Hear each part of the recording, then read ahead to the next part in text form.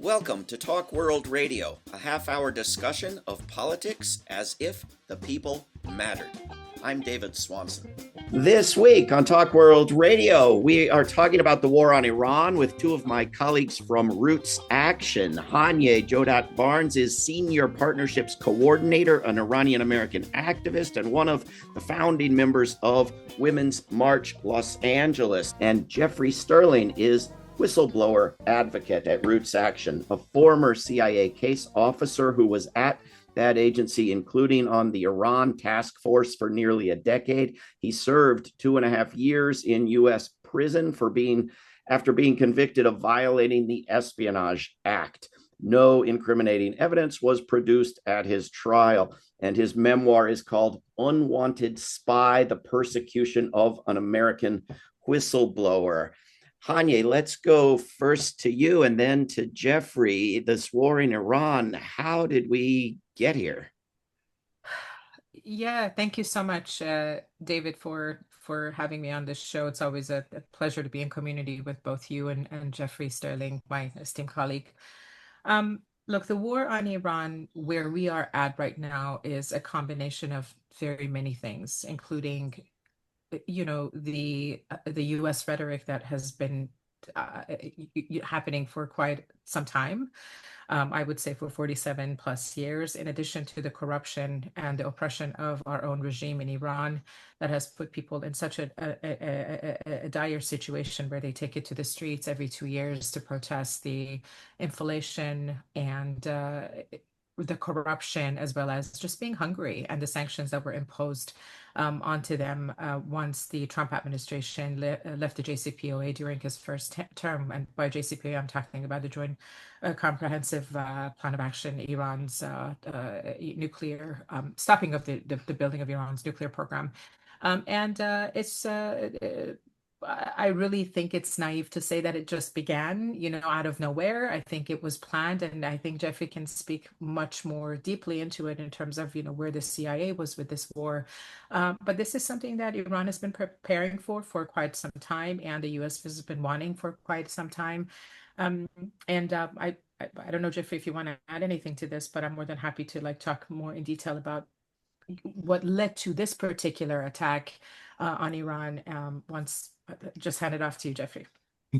Yeah, from my perspective, with regard to the intelligence community, the way it was when I was there, which I doubt has changed much, but the effort, Iran as a target, has been there since 1979. Since the revolution. Since that time, intelligence is generally, supposed to be used for defensive purposes, to keep a nation out of war or to keep a nation prepared for war. With regard to Iran, intelligence and intelligence operations were primarily used to start a war, not for defensive purposes, but for offensive purposes. And with this war, we have seen this actually come to be. There's been years. I witnessed it firsthand. Years of the fomenting anger or resentment at Iran. The desire for vengeance since 1979 made the U.S. look bad, kicked the U.S. out of that country. So the voice of war has been there for a very long time. Well, at least 47 years, but there's been some semblance of level-headedness or common sense that has stopped us from going to war. I don't think while I was there, it wasn't a situation, or a war with Iran wasn't really what we wanted. We knew Iran had a very formidable military. We didn't have as much intelligence about Iran. Yet we have this individual, Trump, who decides, well, yeah, let's go ahead and do it. And I think the far-reaching implications of this are much more than he's certainly thought about, and much others in the U.S. government. This is a conflagration I think is just starting.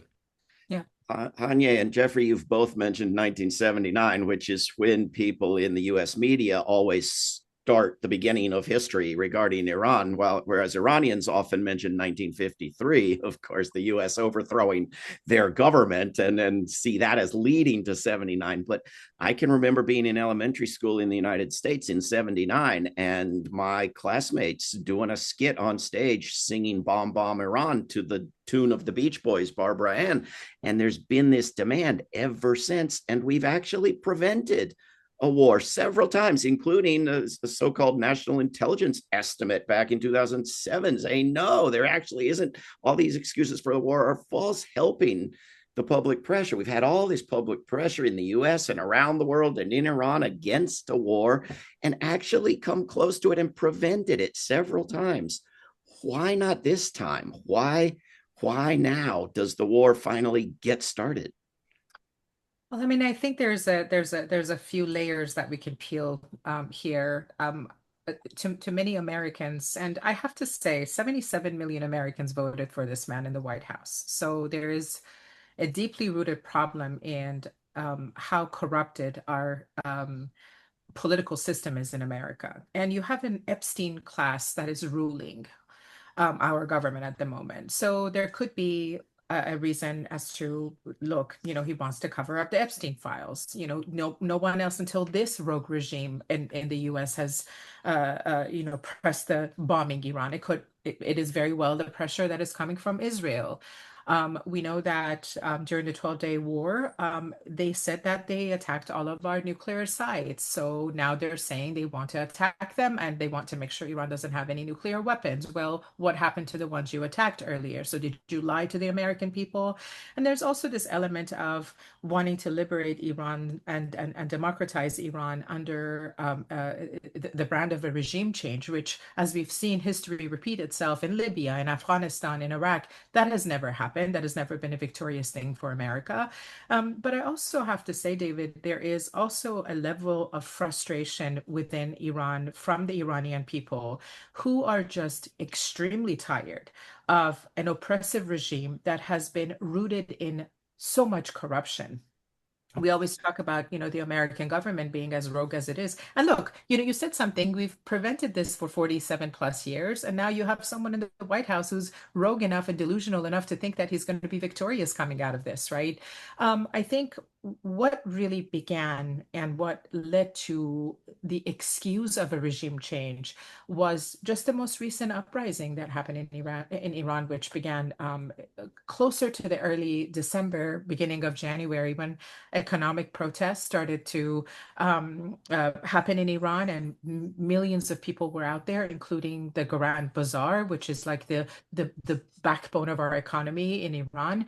And this is after Iran's currency collapsed completely, and the cost of basic foods have become basic goods, basic needs have become very, high for Iranians, pushing the middle class to below poverty at this point. And again, we can say this is 100% as a result of the mismanagement of the government, Iranian government, in addition to the sanctions that the Trump administration has imposed on Iran's economy for the past few years, which has completely collapsed our economy, right? And what people fail to understand is when you put sanctions on people to ensure that they take it to the street and uprise against their government, it's actually you're defeating the purpose, because hungry people who are looking for food can protest maybe for 1 or 2 days, but then they have to go back home and work to make ends meet, right? So you've actually interrupted this movement of civil organizing in Iran through the activists, and because they're hungry, they can only protest for a couple of days, but then they have to go back to work to feed their children. And I think what really set this off was Trump's announcement on Twitter saying, you guys take it to the streets. I will back you 100%. You have the Pahlavi monarchs who say, this is going to lead to something bigger and greater for the US. The man has been in exile for 47 plus years. Now he's speaking on behalf of all of the Iranians. And some Iranians in Iran do want him back. But, we can't speak for 90 million people, right? So it's just been, and unfortunately, it didn't help that the Iranian government cracked down on the protesters, and every protest has to be peaceful. And these protests started as peaceful protests in Iran. My auntie, for example, attended one of the protests, right? And she was shot in the leg by the regime. And so it is just a combination of very many things. But I tell you, what is really interesting to see is the messaging of the White House shifting and changing every single day, because everybody knows that we're all on the losing end of this war. Jeffrey Sterling Hanieh mentioned that maybe the US government might have lied to the US public about nuclear weapons and so forth. They've kind of definitely done that for decades, haven't they? Oh, absolutely. I think the situation, it's an opportunistic, there was the opportunity, the rising and the protests in Iran. But I think also the lies had been so told for so many years, and there was no realization of that lie about them being a nuclear power. We essentially had the same sort of storytelling as we did with Iraq. And I think it was just an opportunity for this administration to sort of show its boldness that, okay, we're done with all of that. We're going to actually do something. And I think if you even want to look at the legitimacy of this, if the U.S. is so right in its actions in bombing Iran, why does it need the assistance or do it in combination with Israel? I mean, okay, so are you doing this on behalf of the United States and its national defense? Or are you doing it on behalf of Netanyahu and Israel, against Iran, to further that vengeance against Iran? I just think it's a whole situation. And I've seen and I've overheard conversations with individuals, in LA, Iranians who have said, well, oh, talking about, well, someone bold finally came along to do something. And there's no defense, and I'm not trying to defend the mullahs in any way. They're horrible. They've been horrible for the people of Iran. They've been horrible for the country of Iran. But an indiscriminate bombing like this is like, okay, well, what's the plan? And they even have to admit, well, they don't know the plan. They don't even think Trump has a plan. So then I have to just kind of take a step back and think, well, you're confusing boldness with stupidity.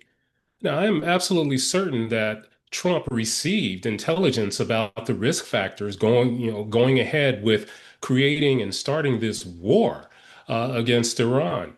And I think he ignored them because he's just willing, he's willing to show that he's bold and he's going to do the right thing for the U.S. None of this has anything to do with protecting the U.S.'s national defense, its security, or anything about that. What it has done and what it will do is create a disruption in the region that is going to be far-reaching. I mean, as I've said before, Iran is not Iraq. It's not Venezuela. It's not Afghanistan.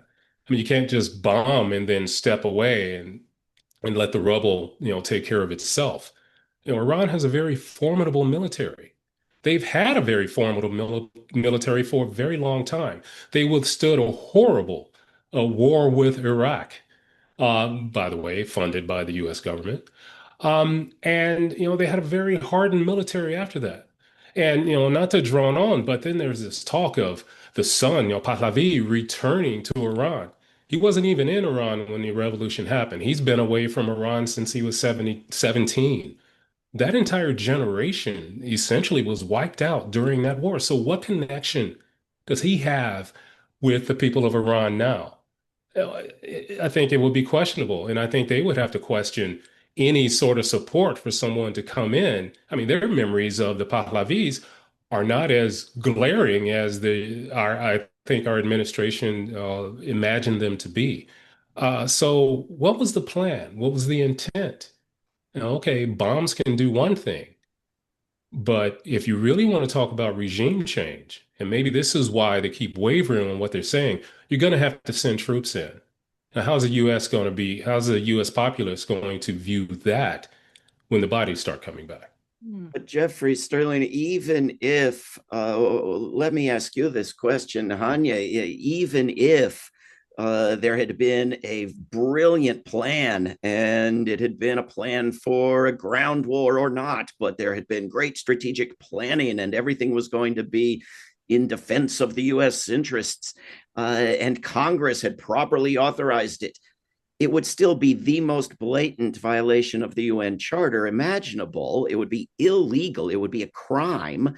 And even if it were not a crime, it would be grossly immoral. It would still be the mass murder of men, women, and children, right? So I think I'm saying things that we're not hearing from very many, if any, Democrats in Washington, D.C., who are very interested in the lack of a plan and the lack of proper authorization. Am I right? Well, yeah, and I have to say I'm extremely disappointed when the War Powers Resolution by Thomas Massie and Representatives Thomas Massie on the Republican side and on the Democrat side, Representative Ro Khanna was introduced. Four of our own Democratic Congress members voted against it. And one we know, and one Senator Fetterman also voted against the War Powers Resolution. So we do have folks, and it's again, it starts from the leadership of the Democratic Party, of how much they've actually lost touch with the American people, who are in a large number and large percentage opposing this war, because the inflation has been and will continue to impact us. We spend trillions and trillions of dollars on wars that are never ending without a strategy, and people of America, through the gas prices, prices of eggs and groceries, will suffer the consequences. And I think one thing that's really important, David, is that on the left, on the progressive anti-war movement, we have been warning against this war because we do understand that Iran is not Afghanistan. Iran geographically is not shaped like Iraq. And so this will escalate to a larger, broader conflict, which it has. So every attack on the Iranian soil has resulted in an attack on Kuwait, Bahrain, Oman, Saudi, Jordan, United Arab Emirates, Tel Aviv, which we don't see that news coming out of Tel Aviv or Israel, because I know that there's much censorship also preventing for us to see the casualties. And also, you have to kind of step back and think about how many lives have been lost. 1,300 Iranians have died as a result of this war. 7,000 plus have been injured. You have casualties in Israel, in addition to seven plus. And I say this number being very careful, because I'm sure there is more of our service members who've been injured or killed as a result of this war. We continue to warn that this is going to escalate to a regional conflict, right? Yeah. And you have actors like Russia and China sitting there just waiting to collapse the US's economy in some capacity and sort of way. So this has not been a one-off. I'll drop a bomb on your site, you drop a bomb in Israel and destroy a neighborhood. This has resulted in a major catastrophe and retaliation almost by Iran, that has been nonstop bombing some of our bases in those countries I mentioned, and directly residential areas in Tel Aviv. And we should maybe mention that Iran has not just flailed around at anybody nearby, as Jon Stewart has joked, but has targeted principally U.S. military bases that are in all those countries you That's right. name, whereas it doesn't have the capacity to reach the actual United States. Jeffrey Sterling, I once had a Nobel Peace Prize laureate from Iran named Shirin Ebadi on this program years ago during one of the unsuccessful pushes to start this war. And she said, look, it's not difficult. I'm against all the outrages of the Iranian government, but I don't want the greater outrage of my country being bombed. This is like walking while chewing gum. It shouldn't be like so difficult. It seems to me that the US media has effectively taken away the ability of many, many people to walk and chew gum. Like, it's too complicated. Is this working? This you must bomb people for their own good stuff? I don't think it's ever worked, actually. I mean, bombing for their own good. I mean, what does the result actually look like with these bombings? It's like one bombing leads to another, and another. It never stops. And I think Iran is a perfect example. I mean, we have the uprisings happening in Iran almost on a yearly basis, if not sooner. But you know, U.S. meddling. And you know what? I was part of that. I was part of the operations against Iran. I was part of the machine to keep Iran as looking as this evil entity out there that was bound to destroy Israel and destroy the United States. But you know what? There was always the sense that we don't want to go to war with them. That's not going to be a walk in the park. That's going to look a lot like other failed efforts at sending our military in, maybe even like Vietnam. I know a lot in where I work and on the Iran desk, there was always that specter of something like Vietnam in the background whenever we were talking about Iran or so-called dealing with Iran. And I think that specter and what I'm talking about is losing the mighty U.S. military being embarrassed or losing or human soldiers being killed on an effort that a lot of that country that a lot of people don't even know where it is, couldn't point to it in the world. But it's like common sense is taken aback. And so, the for years with Iran, the continued sanctions. Hanieh had mentioned it earlier. Yes, the main people who are feeling the pressure of the sanctions are the people, and it just bolsters the mullahs even further with their power. Yeah. And now you're pushing and pushing. Now this war, it's like with anyone else. They're desperate. They're going to do desperate acts. So what do? You spread out and you launch at everyone. And now look at the trouble that's happening with the Strait of Hormuz. I thought I saw something that Trump was asking for help from China. That's right. All of a sudden, all of that bluster is kind of going away, saying, "Well, we've defeated them militarily." But I always asked before and thought when I was there at the Iran desk, what does a victory, a war victory over Iran look like? No one knew. What does that look like? Has Trump said what it looks like? No, he's gone on his social media tirade and said, well, now it's up to you, Iranian people. Well, Iranian people are being bombed. So what are they supposed to do? Well, you can't win war. How are they supposed to look? Can I add something to what you just said, Jeffrey? I think people underestimate the pressure that, collapse closing the Strait of Hormuz can apply to our economy. From what I understand, oil prices have surged above 100 per barrel as a result of this, and most people know this, but 1/5 of our global oil flows through this corridor that Iran has shut down. And so I think again, this is a lose-lose situation. As an Iranian American, my heart is breaking for my people who want their freedom, want their democracy, want a system where they can flourish under. And that has not been afforded to them for 47 years. And unfortunately, the United States has not helped in any way, shape, or form. And I feel because these attacks on Iran, the bombing of Iran is being branded as a regime change war. And again, it changes every single day, depending on what the Trump administration feels the people want to hear, right? Because they're losing this war. No bombing has ever resulted in a regime change. It only breaks the economy. And should this current regime of Iran, remain in power, Iran is going to become more militaristic and they are going to become more hardcore than they are. And I just fear that so much for the people of Iran. Hanieh, we have 5 minutes left, and I want to get to something people can do because we are always talking about how horrible things are. And what is RootsAction doing currently that people can join in both online and in the real world in the United States? Yeah, so thank you so much for this. I think, especially it is a bit sad to me sometimes that we wait so much, for wars to happen before we take it to the streets. And we've kind of launched this arm of diffuse nuclear war with RootsAction called No War with Iran campaign. And we are all over the country in the month of March, starting March 19th, if I'm not mistaken. We are organizing pickets and events all over the country. And this is for people to apply pressure on their Congress members to stop the flow of cash to fund this war. We're asking for them to putting pressure to stop the bombing of Iranians through letter writing, through press releases, through picketing, through showing up at their congressional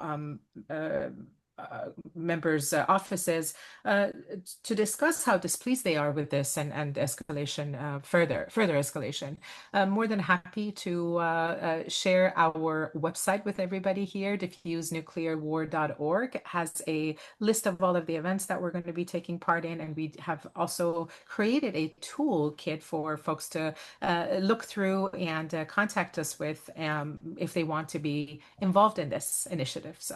So diffusenuclearwar.org or RootsAction.org, and you can join in or talk with us about creating a picket line protest in front of a local Congress member's office or a vigil. And you can do all the online actions we have to email Congress members and senators to finally take actual action on this. We also are promoting Jeffrey Sterling, a new piece of legislation just introduced by Congresswoman Tlaib, named for our former friend and colleague, Daniel Ellsberg. We've got just a few minutes left. Can you tell people what this is and what good it might do in an era when the president doesn't really even bother to lie to us? Yeah, Congresswoman Tlaib has introduced the Daniel Ellsberg Press Freedom and Whistleblower Protection Act as an effort to reform the Espionage Act, which has been used, I think, for many years, especially used by the Obama administration to go after dissent, to quiet individuals who dare reveal government wrongdoing. I am so proud of Congresswoman Tlaib for introducing this bill, taking this step. It's a bravery, I think, that is worthy of the bravery of whistleblowers who do come forward. And maybe, it may not have a chance, especially considering this Congress, but it's at least something that's being done. And I think that's how change happens. Something has to be done. People have to stand up. People have to make their voices heard. And putting the reins on the use of the Espionage Act certainly a great step with regard to First Amendment freedoms, protections for whistleblowers. Of course, it could be stronger, but how much can you hope for? Early on like this, but one step can lead to a marathon. A marathon takes one step, and this is the first one, I believe, with that. And I'm very hopeful with regard to that. But this would limit them to actual government employees with classified information. They couldn't go after journalists and publishers, and there would have to be actual intent of harming the United States. And people would be allowed to defend themselves in court and say why they were actually trying to prevent a crime, not commit one, right? Yeah, actually giving using the title of the law itself to actually mean what it says, Espionage Act. So hopefully this will garner more attention and some momentum, and other changes can happen. Hanieh, we have 1 minute left. Remind people what they can do to change the world. Oh gosh. I will be very upfront. I think working as in the electoral world, in addition to some of the grassroots organizations that I'm a part of, and that's RootsAction, Progressive Democrats of America, Greater Middle East Alliances, in addition to really working with new candidates who are putting their name in the hat, challenging Democratic establishment and Republicans. I think it's up to us to again apply the pressure that we do through grassroots organizing on the ground. And again, March 19th, I do invite every single one of you to please join our movement on the ground. We are asking all of our partners through RootsAction and Diffuse Nuclear War to take it to the streets and really show that they are displeased with this war. That's one step that you could help, but you should also really encourage congressional younger generation to run. And I'm not putting an age on it. I'm just asking for bold people to run for office, to overthrow the system that we have already in place, and for people to support candidates who are anti-war, who are not apologetic about calling what's happening in Gaza a genocide, who are fighting against this establishment, and support them all with all of your might, whether it's financial, whether it's through, and put pressure on them to stick to their messaging once they get to Congress, because we've seen people flip up, right? Good idea, Hanieh Jodat Barnes, Jeffrey Sterling. We're out of time. Thank you for what you're doing and for coming on Talk World Radio. Thank you. Thank you for having me. This is Talk World Radio. I'm David Swanson. Take action at RootsAction.org. Help end war at WorldBeyondWar.org. Read or listen to today's Peace Almanac entry at peacealmanac.org. All past shows can be heard at talkworldradio.org. Talk World Radio is produced in Charlottesville, Virginia, and syndicated by Pacifica Network. There is no way to peace. Peace is the way.